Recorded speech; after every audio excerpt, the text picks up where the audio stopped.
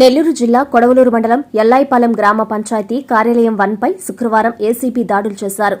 Grade 1 secretary దియ్యా Janakiramaiah 20,000 రూపాయలు లంచం తీసుకుంటుండగా రెడ్ హ్యాండెడ్ గా ఏసీబీ అధికారులకు దొరికారు. ఎల్లాయిపాలెం గ్రామానికి చెందిన మైలవరపు రవిశంకర్ కు building planning approval, no objection certificate ఇవ్వడానికి గాను 20,000 నగదు, ఒక కంప్యూటర్ ప్రింటర్ ఇవ్వమని దియ్యా జానకిరామయ్య డిమాండ్ చేశారు. ఈ నేపథ్యంలో రవి ఏసీబీని ఆశ్రయించారు. దీంతో జానకిరామయ్య రవి వద్ద లంచం తీసుకుంటుండగా ఏసీబీ డీఎస్పీ మోహన్, సీఐలు జీఎల్ శ్రీనివాస్, ఆంజనేయరెడ్డి, కిరణ్, ఏసీబీ సిబ్బంది శుక్రవారం రెడ్ హ్యాండెడ్ గా పట్టుకున్నారు. ఇదిలా ఉంటే ఎల్లాయిపాలెం గ్రామం అంటే ఉద్యమాలకు పురిటిగడ్డ. ఎన్నో సంవత్సరాలు కమ్యూనిస్టు పార్టీ ఆధ్వర్యంలో పంచాయతీ అధికారంలో ఉండేది. అధికారులు చిన్న తప్పు చేయాలంటే భయపడేవారు. కానీ ప్రస్తుతం ఈ గ్రామంలో అధికార పార్టీ రాజ్యమేలుతోంది. దీంతో ఇక్కడ అధికారుల ఇష్టారాజ్యం అయిపోయింది. పైవాళ్లకు డబ్బులు ఇవ్వాలని చెప్పి పనుల కోసం వచ్చే ప్రజలను పీల్చి పిప్పు చేస్తున్నారు. ఈ నేపథ్యంలో కొందరి అధికారుల ఆగడాలు తాళలేక పలువురు ఏసీబీని ఆశ్రయిస్తున్నారు.